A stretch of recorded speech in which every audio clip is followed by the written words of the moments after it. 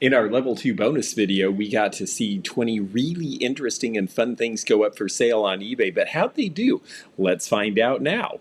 This is our What Sold video for the sale that we did at the end of December of 2022, and we hit it at a very strategic time. We like to get a lot of things out for collectors to buy the week after Christmas when they have their return money and they are feeling like they're a little flush and they want the things that they would have bought themselves, but no one knew to get them, that are antique and vintage. So then they go out and do it in droves, and it worked really well. We had a really great time. People bought neat stuff, and let's take a look at the results.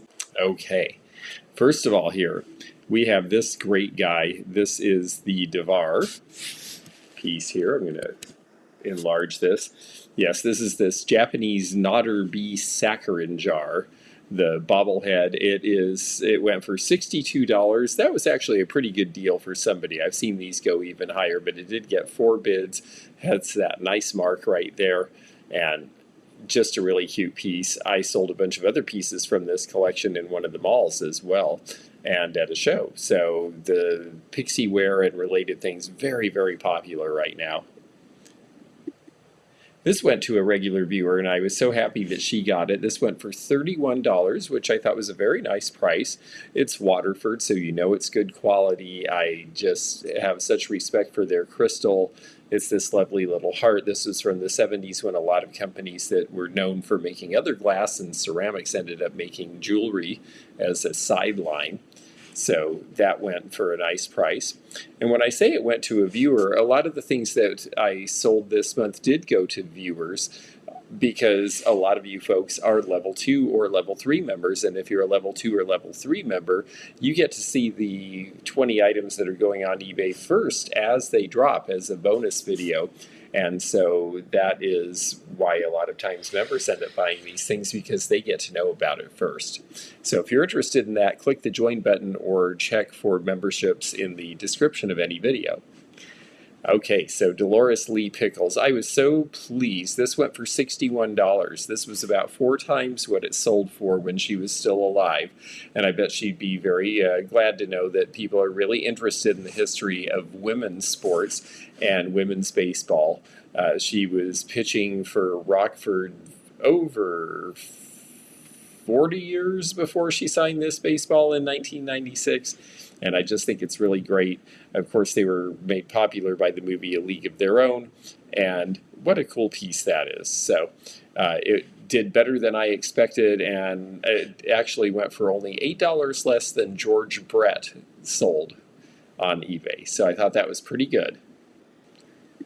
This little guy did well too, $61 for this, and just so cute. This little small reamer for maybe a lemon's worth of juice for your fish, or perhaps an orange worth for your breakfast table, made in Japan in the 1930s. Just got such a little sweet face, and boy, people really went crazy for this. It ended up getting 21 bids. I was really surprised by that.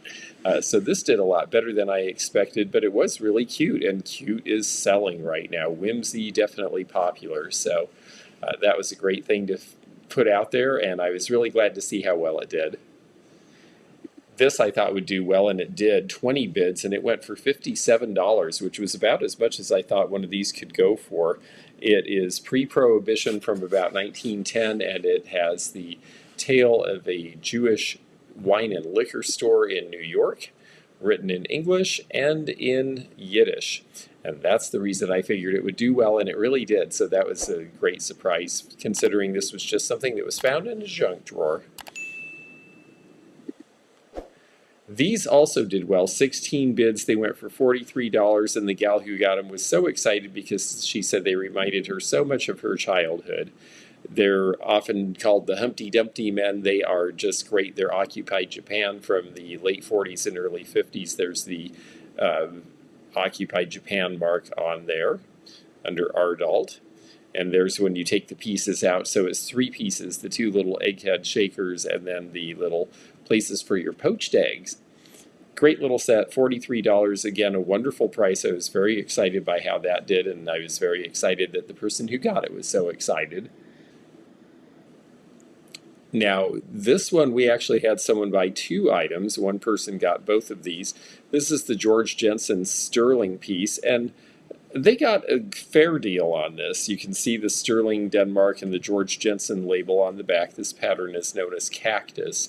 It's from the 1930s, and you can see the cactus leaf shape there in the design. I just think that his stuff is so great, and this was in good shape. This particular one went for $59, which was the opening bid. That's about what these particular pieces should sell for replacement cost. And then the same person bought this piece for $51 on 3 bids, and I thought that was a pretty good price. It was a fair price for me and a fair price for a collector, because you just don't see these magazine purses much anymore. And this one was in such good condition. There's the gal, and you can see the strap. Everything's in good shape. It's not missing any pieces. It's not flaking. It's got a really clean interior, which you can see here.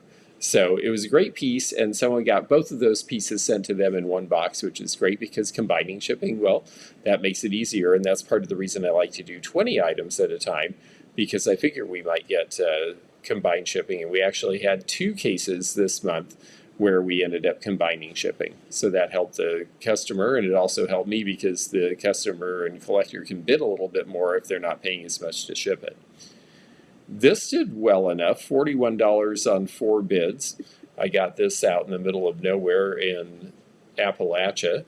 It is a nice little filigree cameo from Italy, from, I would say, probably about 1950, because of the safety catch. She has a nice chin. You can see that she is hand done by the way the light reflects. And this one for $41, you know, the customer got a good deal, but I did fine for what I had into the piece, so everybody's happy on that one, and I think she's just very pretty. And then this one, the Hobey piece, this went much higher than I expected. I thought it was good when I bought it because it had the Hobey signature. Hobey is such good quality. We know it's from 1965 because it's got the copyright date right on it. A little bit of wear from use, but it has its safety chain. But let's look at what it looks like in terms of the stones. These really nice shiny gold, you know, and this was right after Christmas, and bling is just the thing. And so I think I just hit this one exactly right. 18 bids, so $97. Here's the piece opened up, so you really get a feel for how nice those stones are, and a good encrusted look and a great color. So I just thought this one was a winner, and it turned out it was. I did much better on my original investment than I thought I would. So that was neat to see. Now we've got 2 pieces of Tiffany. The first is the Frank Gehry design with the spiral. And this one is from about 2005. Very interesting design. I figured because it was Frank Gehry and being Tiffany and Company, it had a chance to sell, and it did. It got bids right away. And I was pleased because I didn't have any buy it nows on last month. This one went through 8 bids and got to a winning bid of $122.50, and that's in the range of what I was seeing them sell for, so that was pleasing. This piece I thought might go for a little more. I guess the monogram really did deter some people, which is too bad because it can be buffed out so easily, but this is Tiffany, and a very nice piece of Tiffany as it is. You've got that very good mark there. Sterling silver, 925 over 1,000. It was actually pretty heavy and substantial for its size, although it certainly sold for considerably more than the value of the silver, as you would expect. But very pretty.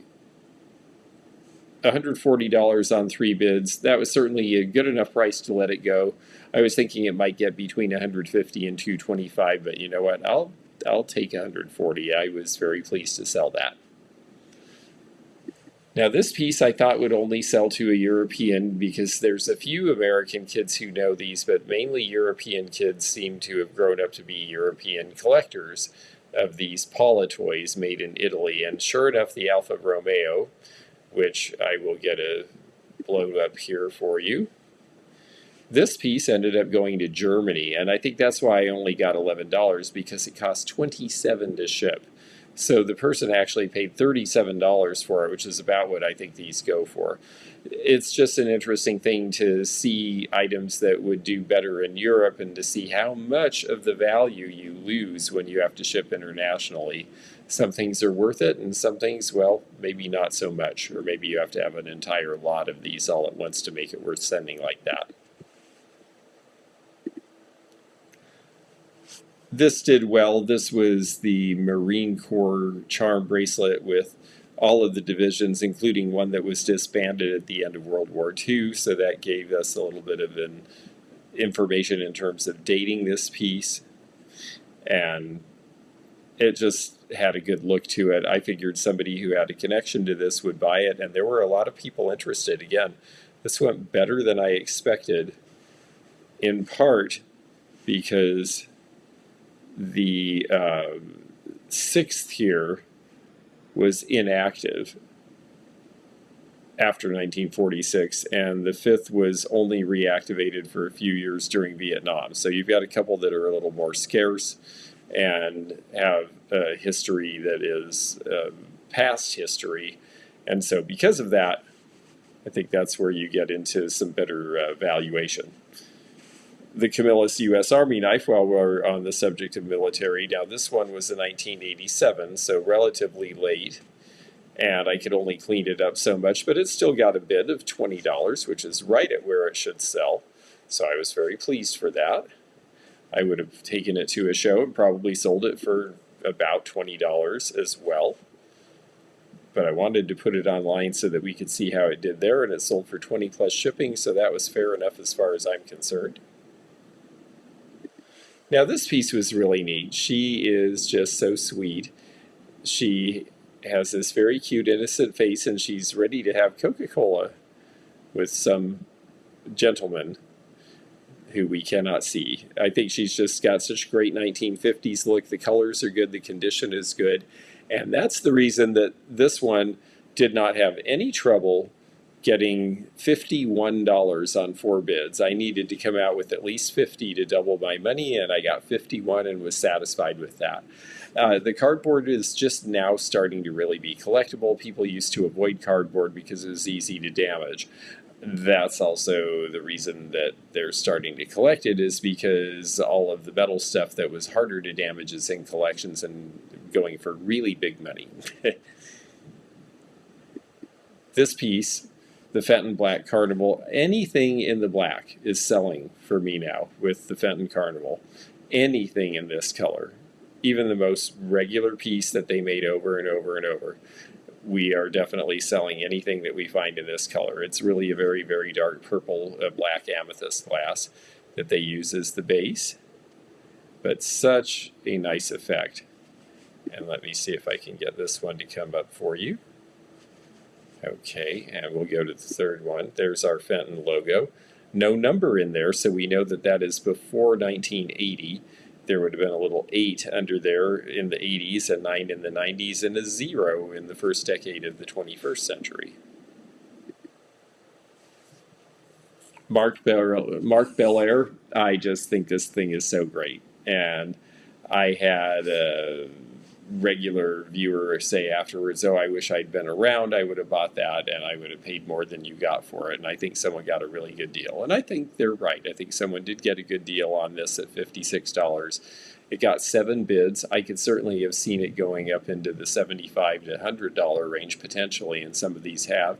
I've even seen them advertised for as much as $179, which I think is too much, but it just tells you that there are a lot of people interested in this sort of modernism. Now, I had a few of you folks say, ooh, I don't like that design. It's so exaggerated. It's so emaciated. But, again, it's modernism. It's not all everybody's taste, but it's supposed to show motion and form, and the exaggeration of the dimensions is supposed to really play up the body, and it's just something that was a very different way of looking at things in terms of design in the 1950s. A lot of things that maybe had not been allowed before were starting to express at that time in art. So I thought it was a fun piece. The person who got it was really happy with it, and they paid $56. And then number 19, This piece sold for $152.50 on 3 bids. And had I been smart and waited a little better, I would have been able to give people a better exact amount and maybe have gotten more for it. But I think I got just about where it should have been from what I saw. Just such an interesting and unusual piece with the City of New York golden anniversary on it and all of the bureaus. You see Staten Island is called Richmond here. There's the shot that gives you the inscription in here from June of 1948 when it was given to by S. Prorstein. And there is the inside that says 14 carats. So we knew we were going to get at least the gold value. We got a little bit more. I was pleased for that because I thought this was an unusual piece and needed to go back to New York, which is exactly what happened to it. So it is happy and back at home where it belongs and will be the best understood. The only other item that I listed that didn't sell was the Vargas calendar from 1947. And, you know, I had a little resistance to selling that internally because I thought, oh, what if they take it apart and start selling the pages? I don't think I could bear that. And I think that I must have shaken anybody off on bidding for it because sure enough, it didn't sell. But that was the only item, 95% success rate in December. I think it really pays to take some of your better, more specialized items and hit those collectors right after Christmas when they have their Christmas spending money and they're not afraid of buying the wrong thing and not being able to return it because they know what they want. And that's why I thought it was a great time to put up the auction. I will have another level 2/level 3 member preview bonus coming very soon. So if you are a level 2 or level 3 member, please check out that information in the community tab so you know when that's happening.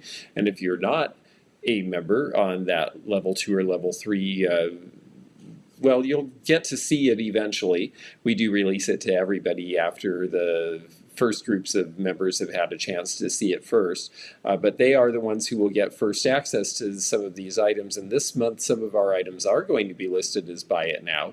So you will see the result of that, meaning that some of these items will disappear immediately upon listing. Whereas this last month, I didn't do any buy it nows. And it was interesting to see the results in some instances. I think we did better not doing a buy it now. On the other hand, a few things I would have charged more buy it now than we got for the items, and I have a feeling they would have sold. So we're always experimenting here with this.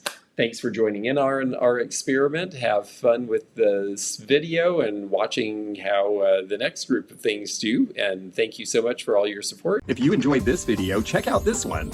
Also, click thumbs up to like this video and check the description for information about our Patreon, our memberships. We've got a lot of different levels with different perks and bonus videos and early content. Also, please do check out our website, theantiquenomad.com, for appraisal help. And we'll see you again for more adventures in the antique and vintage community soon. Bye for now.